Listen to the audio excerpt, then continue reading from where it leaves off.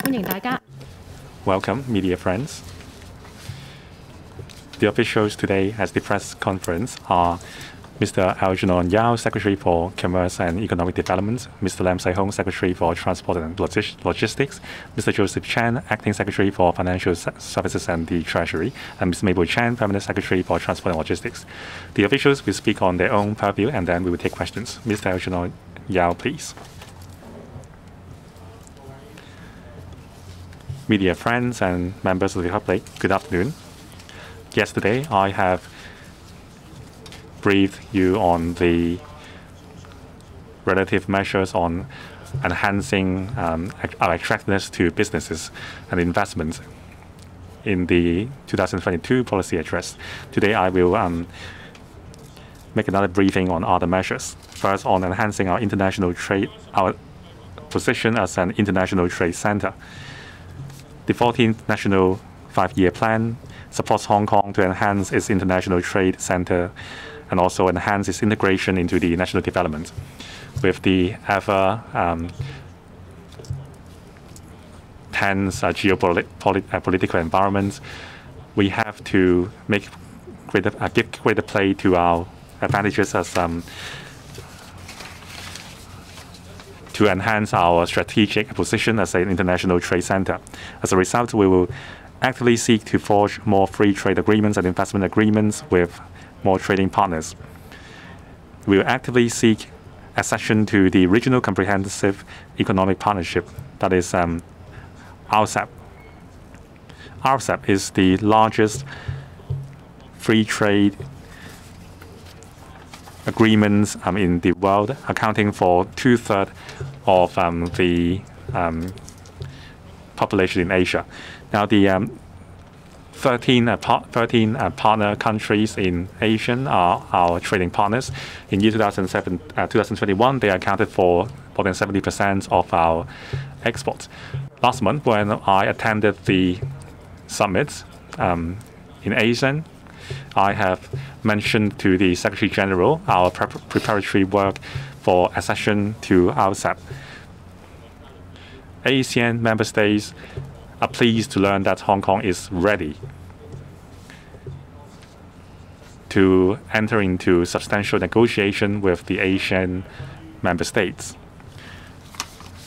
Now, on convention and exhibition industry, the industry is of utmost importance for sustaining our position as an international trade center. To render more support to the industry, we will extend the convention and exhibition industry subsidy scheme under the anti-epidemic fund till the end of June 2023. In July next year, we will launch a new $1.4 billion 3-year scheme to attract more than 200 recurrent exhibitions in the coming 3 years. To enhance our position as an international convention and exhibition industry hub, we will continue to expand our C&E facilities.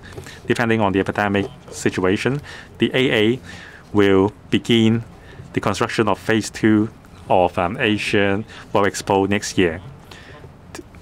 Together with the Wan Chai North redevelopment program near the Wan Chai Convention and Exhibition Center, the total C&E floor space will be increased to more than 221,000 square meters. On supporting SMEs, we totally appreciate the hardship SMEs are facing under the epidemic. To further their business, we have expanded the SME Export Marketing Fund scope to online exhibitions and exhibitions targeting the local markets, and we have also relaxed the eligibility criteria to cover non-SMEs last year. The measure would be extended to June 2026, and the funding cap will be expanded from $6 million to $7 million from $800,000 to $1 million per enterprise. The BUD funds funding ceiling per enterprise would also be increased from $6 million to $7 million. The SME financing guarantee scheme, under the scheme, the principal moratorium would be extended to the end of June 2023. Application will be open until then to alleviate the repayment pressure on SMEs. Now, we will also pay attention to the exporting industry's need to roll out several measures, including the EC REACH 2.0, the Export Credit Guarantee Program, and the Flexible Indemnity Ratio. These programs would be rolled out by the Hong Kong Export Credit Insurance Corporation. In exploring the domestic market, the Bureau would capitalize on our professional strengths and launch the Go GBA Business Support Centers in all cities in the GBA area. In all 9 GBA mainland cities, we will set up Go GBA Business Support Centers. And also, we will organize business missions and training activities under the support scheme for pursuing developments in the mainland to help local businessmen, youth entrepreneurs, and other stakeholders to tap the domestic market. On enhancing 5G infrastructure, Hong Kong is an important telecommunication hub. 5G service is the foundation for development of advanced businesses. Now, 5G has covered more than 90% of the population. As of June 2022, there were 3.9 million 5G network users, accounting for more than 50% of the population. However, for coverage in remote areas and certain areas, the coverage is still lagging behind. To extend the 5G network coverage, we have to install more radio base stations. However, under the market-driven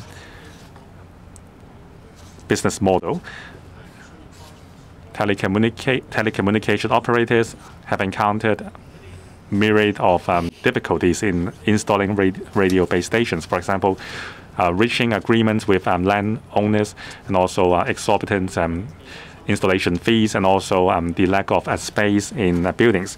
As a result, we will seek to amend the Telecommunications Ordinance Cap 106 and the relevant guidelines to ensure appropriate space for the installation of 5G facilities by telecommunications operators would be made available in new buildings.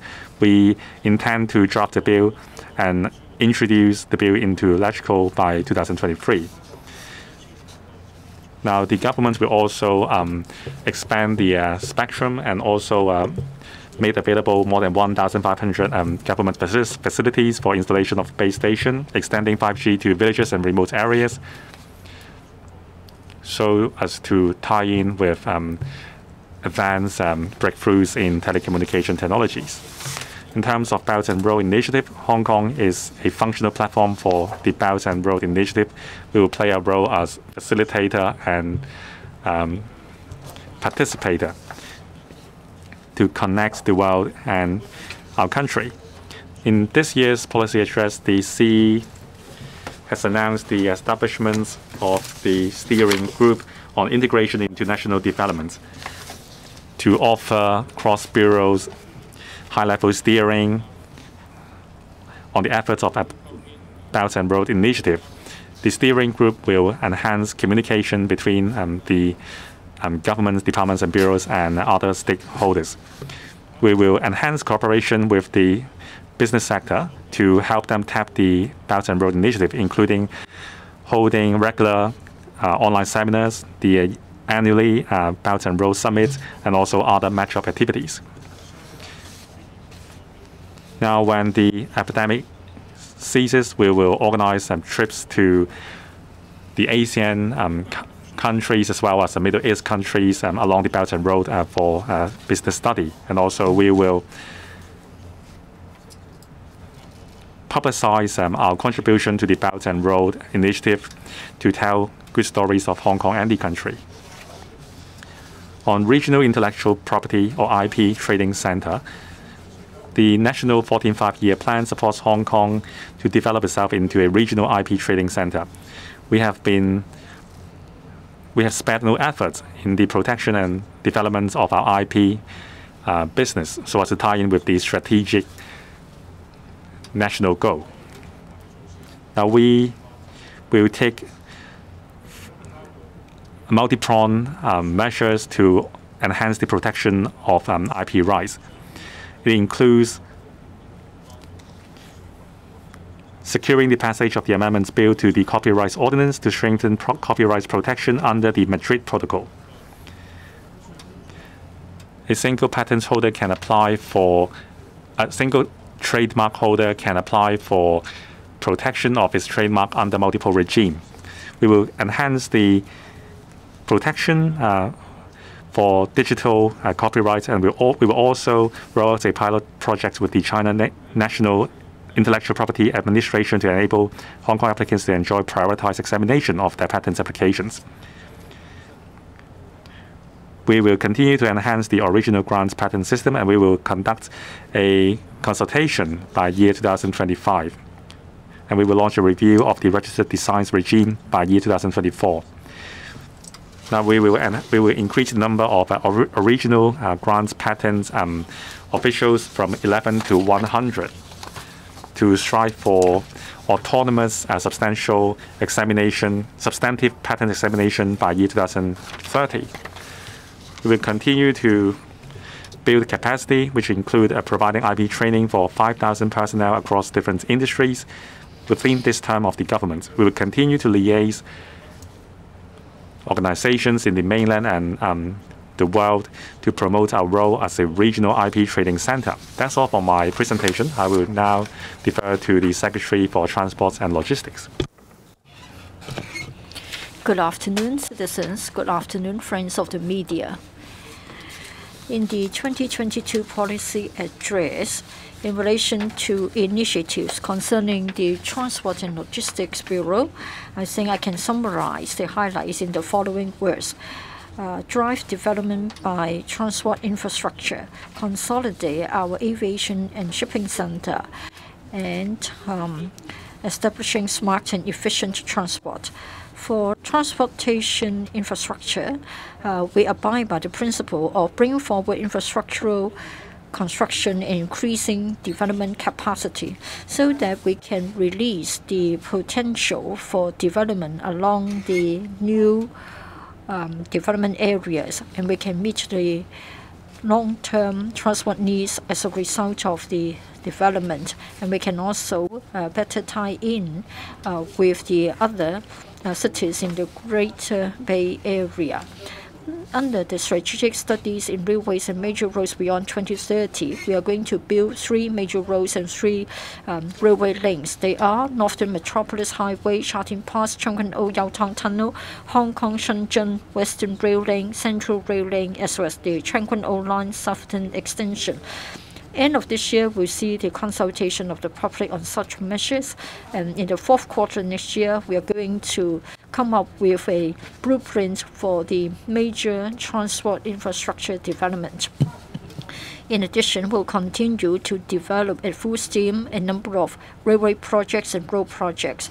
For cross-boundary railway projects, through the Task Force for Hong Kong-Shenzhen Cooperation on Cross-Boundary Railway Infrastructure, there will be a number of projects to be undertaken. For the first stage study of the Hong Kong-Shenzhen Western Rail Link, that is Hong Shui Q to Qianhai.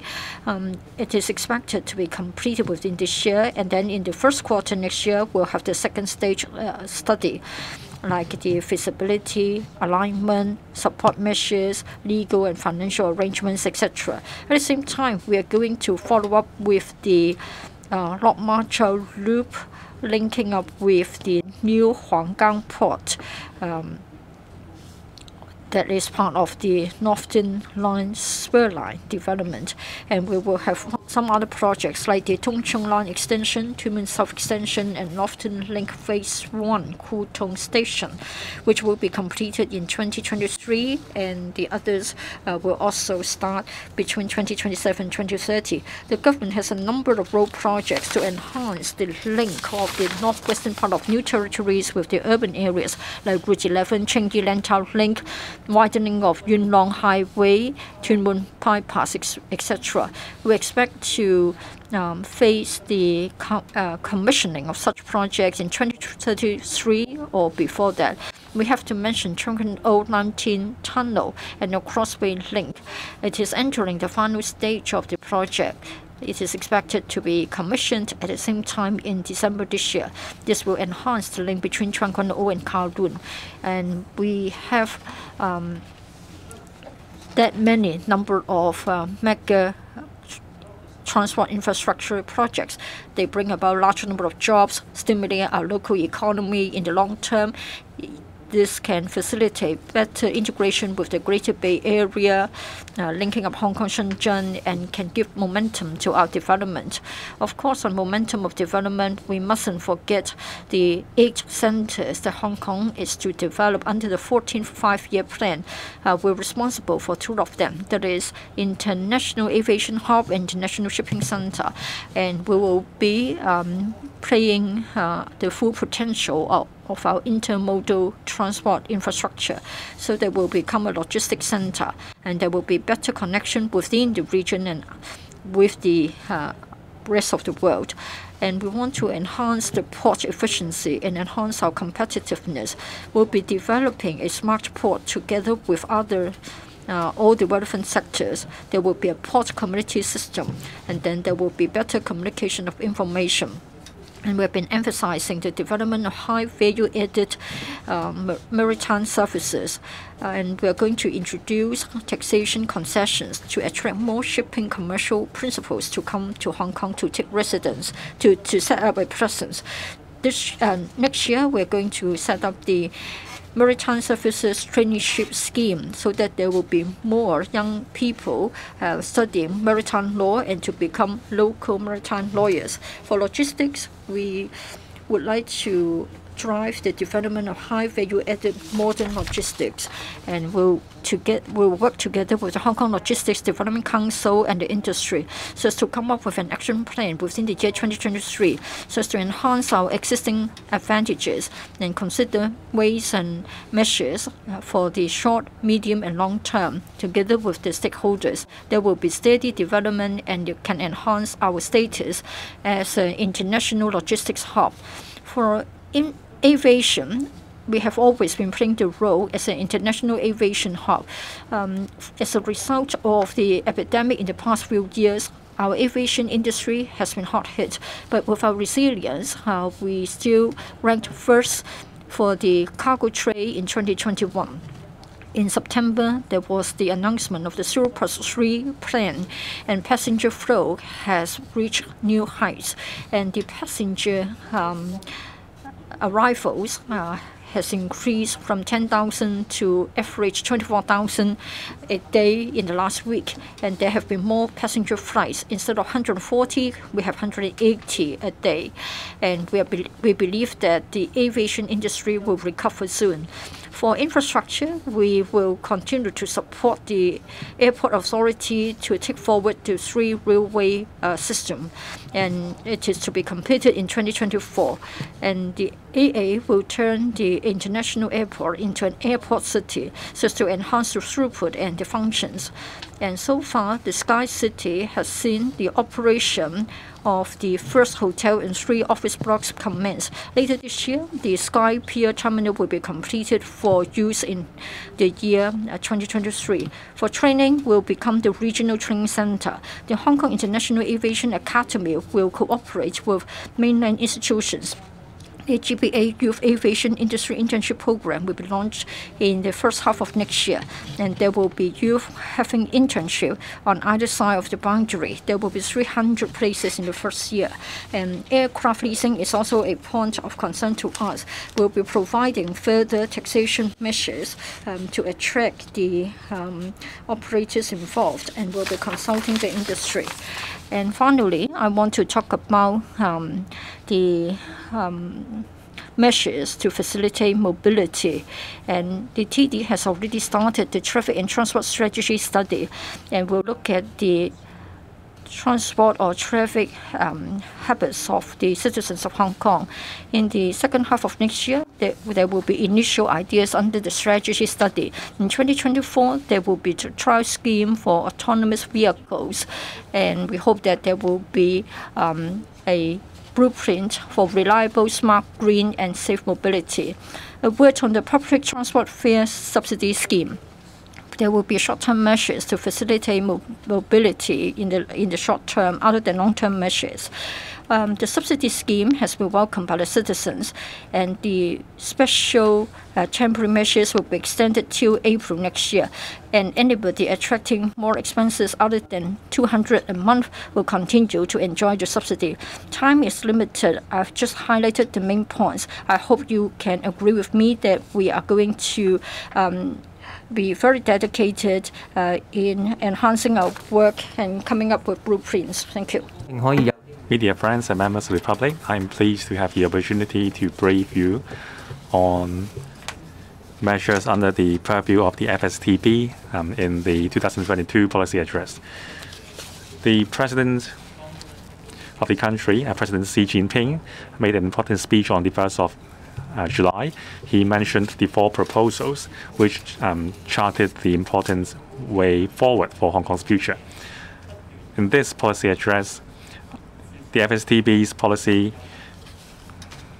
will be focused on the continued creation of strong impetus for growth, earnestly addressing people's concerns and difficulties in daily life, as well as working together to safeguarding harmony and stability.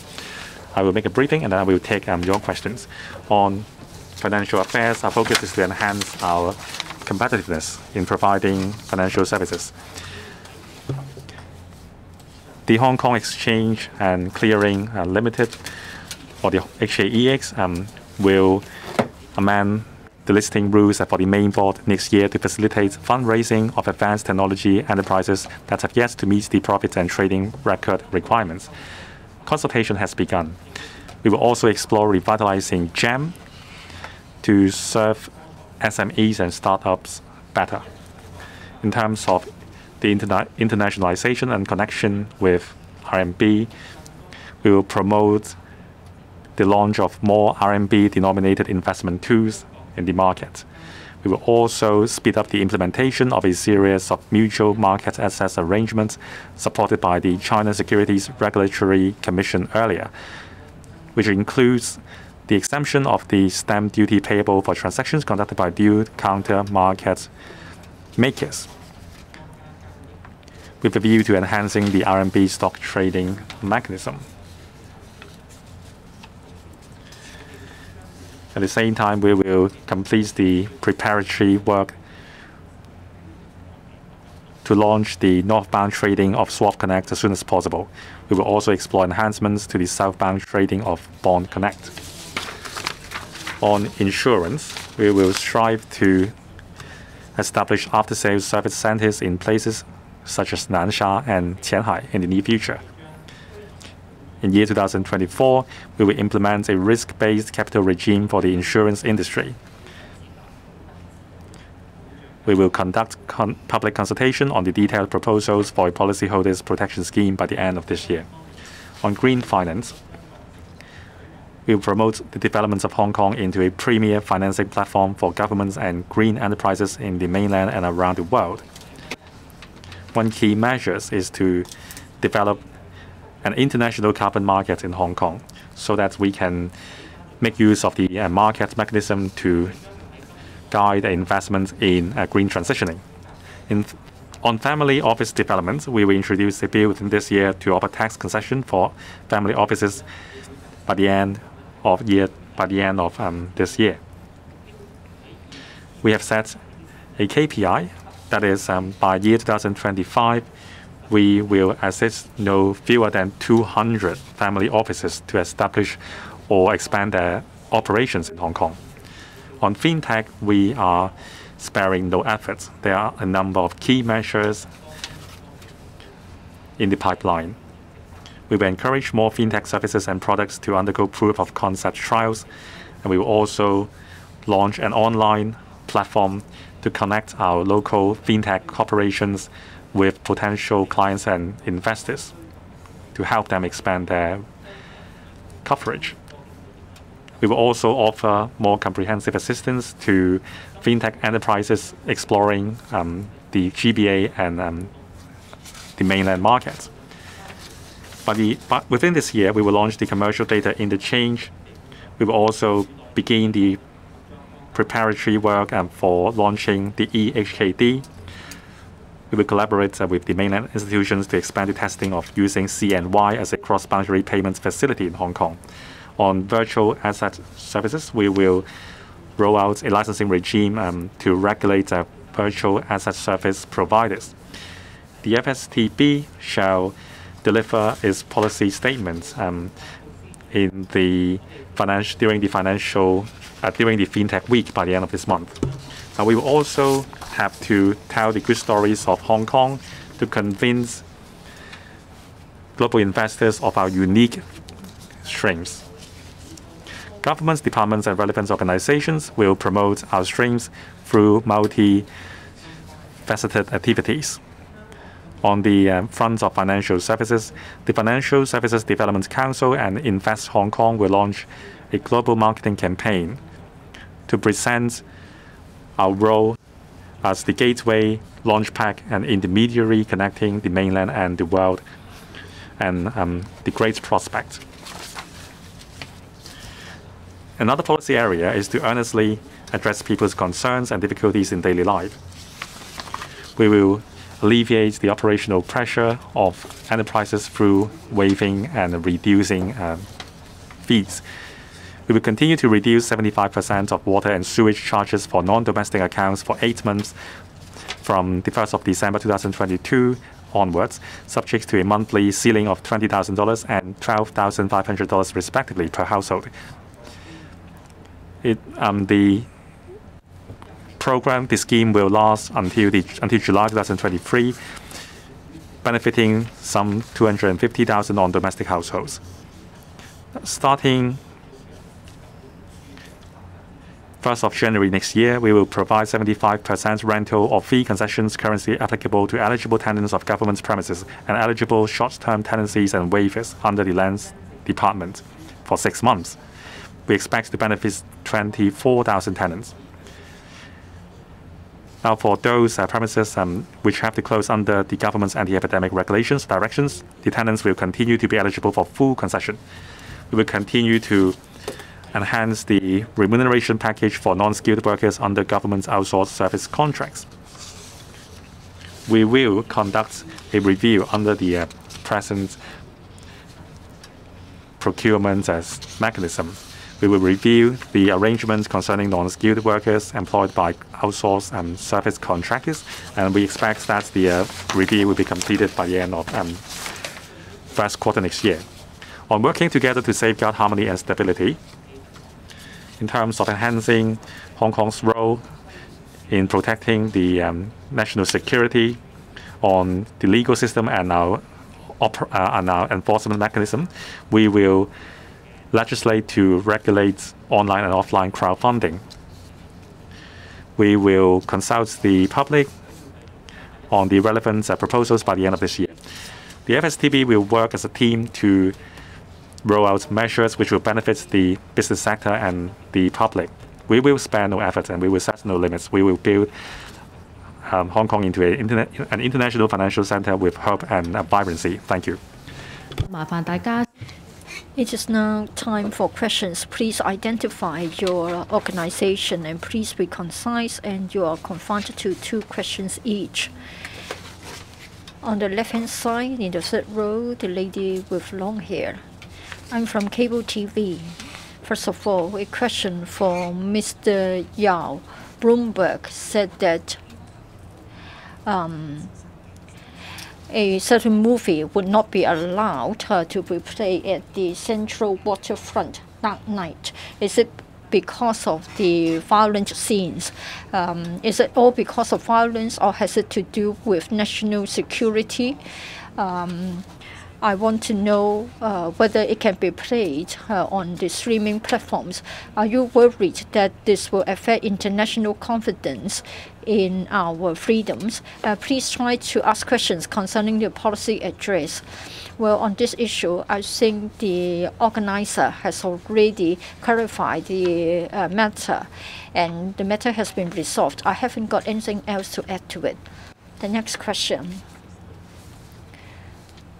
The reporter in white on the right-hand side.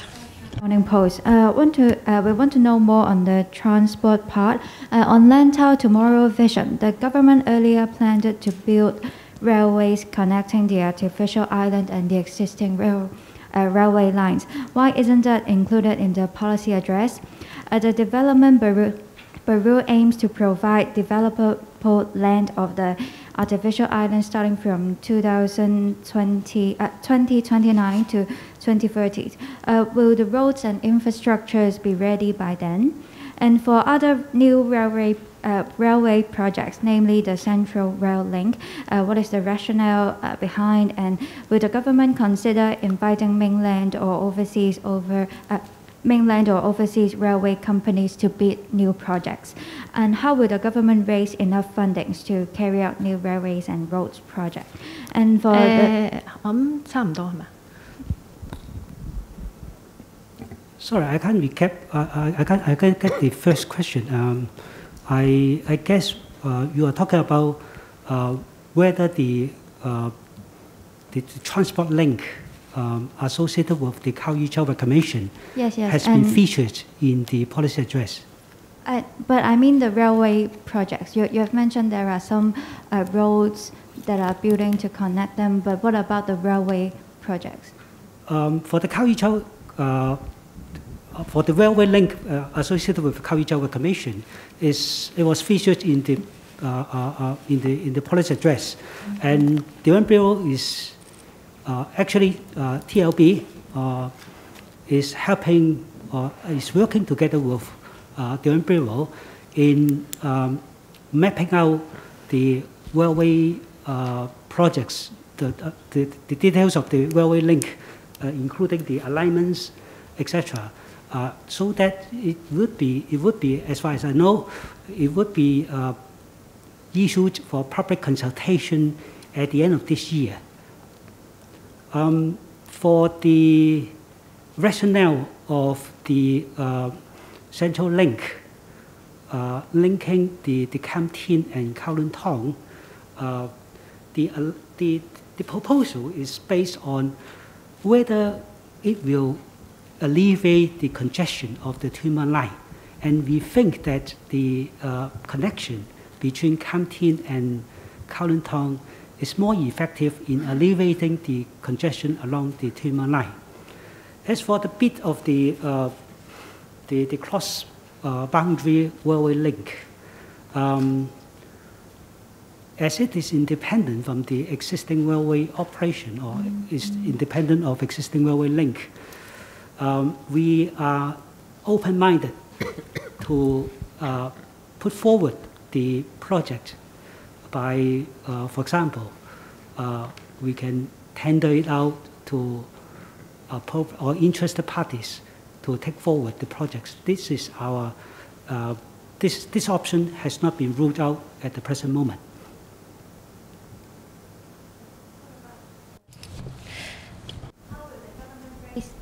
How will the government raise enough funds to carry out these new railway projects? Thanks.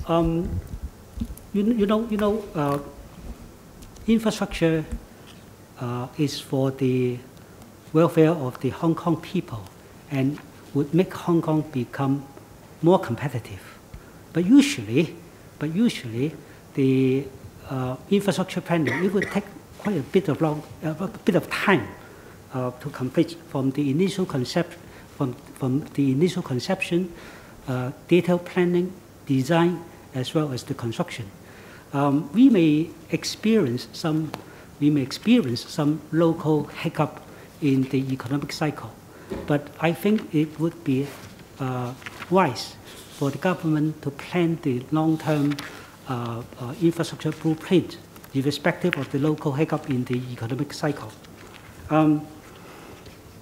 In our planning of the infrastructure projects, we will explore whether there are other alternatives other than direct investment by government. For example, as I saw some ideas from the media today that, okay, we can have some sort of PPP or even BOT or issuance of some sort of bonds to raise the investment funding. These are all options. These options are still to be considered by government. OK， 好，下一條。Next question, please. The reporter on the left. I'm from Hong Kong Economic Times, Chen Chi Wai. 2 questions on transport and infrastructure. Now, the Secretary has briefly touched on this question. The cost for the free rail link and the free roads would be very massive, and the government is trying to look for alternatives other than direct investment. So which option would be viable while resulting in the lowest cost and lowest burden by the Treasury, and which projects would go first? Now, among the 180 KPIs, there are many with tangible results. For example, cutting the waiting time for PRH to 4.5 years. Now, for transport, it seems that the KPIs are rather vague. All in all, it is to complete a series of planning and blueprints by year 2025. So why didn't you set more tangible and more accessible KPIs for the public? Now, in my previous answer, I have also mentioned these. In designing the infrastructure projects, we are still exploring different ways to fund the projects. Now, for different projects, the funding model may be different. So we have looked at some options that is beyond the conventional model, that is a direct investment from the government. There are also a PPP, that is a public-private partnership model, or even a BOT, build, operate, and transfer model, and or even a bond issuance. So these suggestions have been made, and we are studying which option would be the most appropriate one. As I've mentioned in my opening remarks, by the end of this year,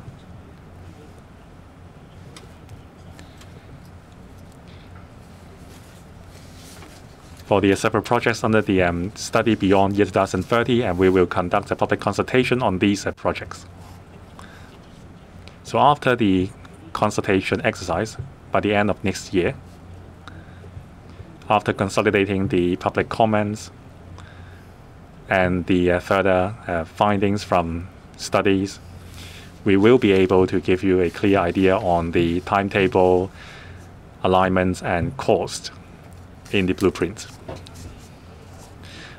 On the 180 KPIs, many of them are related to transport.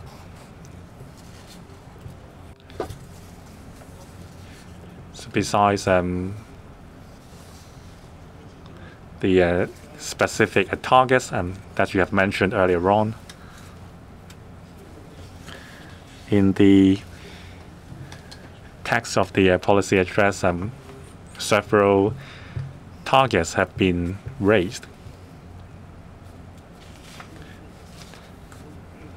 Now, if I may say, we will solemnly hold ourselves accountable to fulfilling these targets. Several projects will begin construction this year. That is the Two Moon Extension line, the Tung Chung extension, the Tung Chung East extension, and also the Kwu Tung Station project. They will commence next year. For the Kwu Tung North Station, it will be completed by year 2027. In the policy address, there is also a mentioning of the free runway system, which will be completed by year 2024. So these are the targets which we will follow and complete. Other questions? The reporter in the front. Hong Kong Commercial News, some questions on financial services. Now, in the policy address, you said that you will set up after-sales center for insurance in Nansha and Qianhai. So, what is the timetable?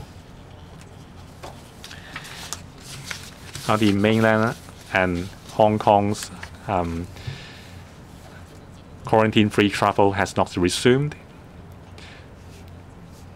So the insurance industry really relies on quarantine-free travel between across the border. So before the full opening of a border, do you have any contingency plan to facilitate the insurance businesses? Now, you said for the next 5 years, you will increase the issuance size of green bonds 5 times. So can you tell us the proportion of the retail, the bonds for retailers within the green bond issuance? Now, inflation is heating up, so would you issue more I bonds? Now, you have just raised the stamp duty for stock transaction. Now, the stock market is shrinking. At which point would you decide to reduce the stamp duty for stock transaction? Thank you for your questions. I will try to answer them one by one. Concerning the after-sales insurance service after-sales centers in the mainland, previously we have reached some on principle consensus with the regulatory authorities in the mainland. So under those principles, we will strive to establish these centers in the near future, especially in Nansha and Qianhai. So the purpose of these after-sale centers are to serve Hong Kong residents holding mainland residents holding a Hong Kong insurance policy and facilitate claims on green bonds. It is one of the government's key measures to promote Hong Kong's development as a green and sustainable financial center. We will continue to issue green bonds. The KPIs in the policy address stated that between 2021 to 22, we will issue 5 times as much green bonds compared with pre-2021 to 22 situation. The point is to enrich the ecosystem in Hong Kong on green and sustainable financing. In terms of the timetable and also the proportion and ratio of retail bonds, well, these are market-sensitive information. I cannot divulge these information, but we will announce the details of the issuance in due course. Your final question was on stamp duty. I have to emphasize 2 things. First of all, at present, we are not considering any change to the present level of stamp duty for stock transaction. Globally,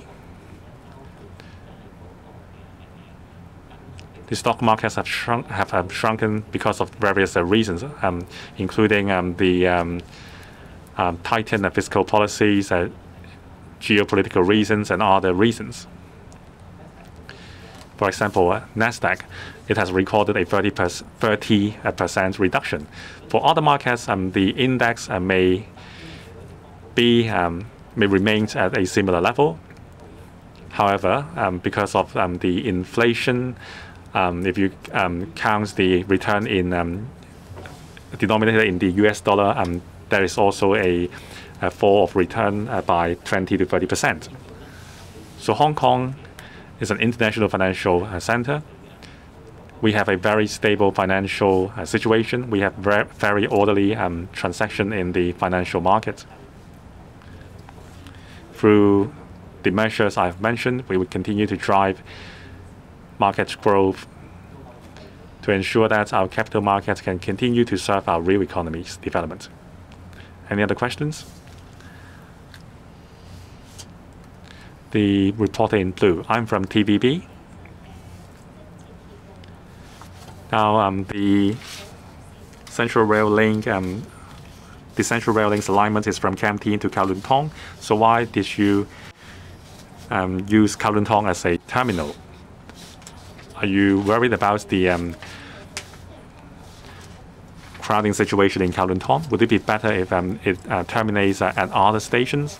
So how can it help to divert the passengers? Now, the Khao Yi Chau Island population intake is set at 2033. Now, what about route number 9 or railway and number 9? How will it tie in with the population intake? And also, how would you fund the infrastructure projects? Several questions. So on the alignment from Kam Tin to Kowloon Tong, as I've mentioned in the opening remarks,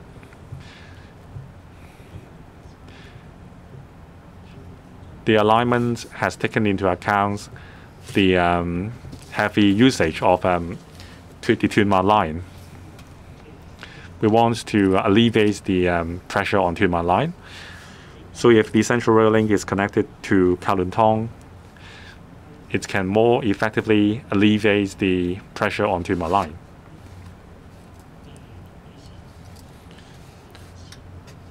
Kowloon Tong is where the East Rail Line and the Kwun Tong Line terminates. By connecting Central Rail Link with Kowloon Tong, it can connect the north and the south, and also it can also serve passengers from the west to east. So compared to other options like linking Central Rail Link with Tsuen Wan Line, the current design can more effectively alleviate the overusage of Tuen Ma line. On the tendering arrangements, will the rail be operated by MTRC? Well, there are many things to consider.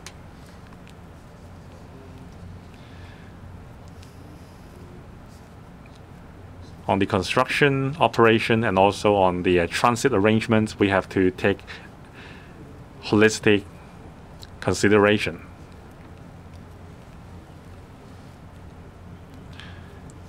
We have to pay attention to the provisions in the contracts between the government and the MTRC, and we have to look at each project individually.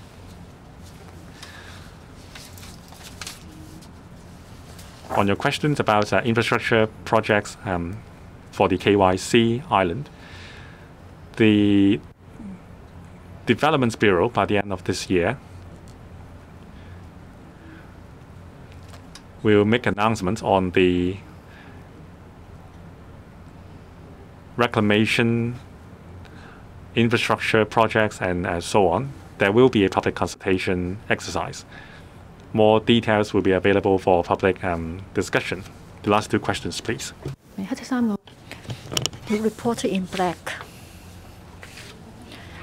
Good afternoon. I'm from Ming Pao. Again, Mr. Lam, on transport issues. Just now, you said that in 2025, there will be a blueprint for transport infrastructure. If by then you have decided on the alignments, are you going to introduce KPIs for the completion dates for individual projects? And then a question on the rail projects. First of all, the East Kowloon line.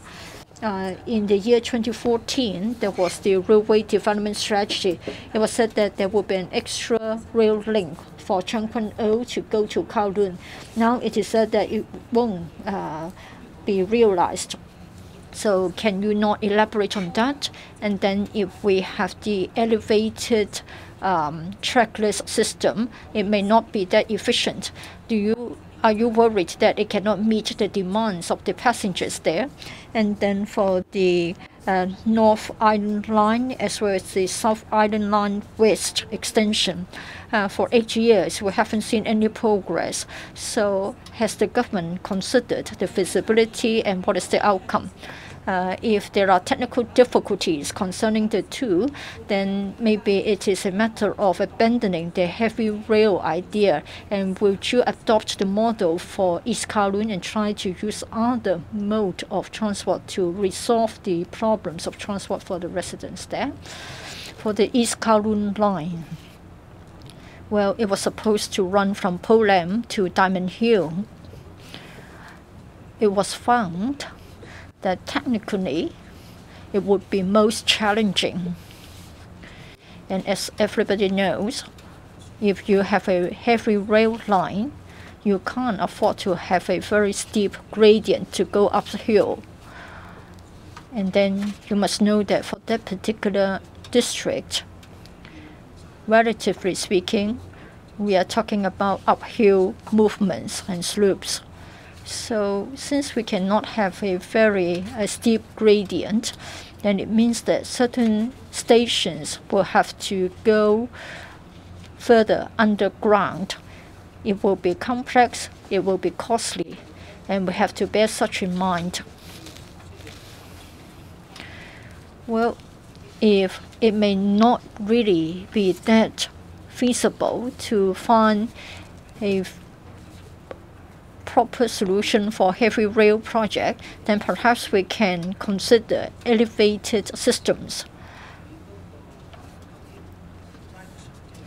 We have to consider the ridership.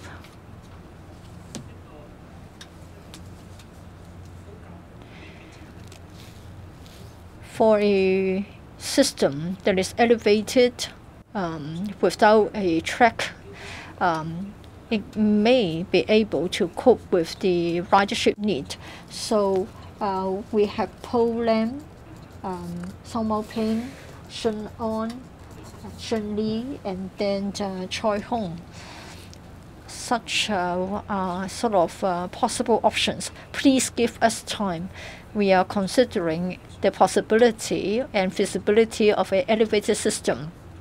By the time we complete the study next year, we will have a discussion with the public.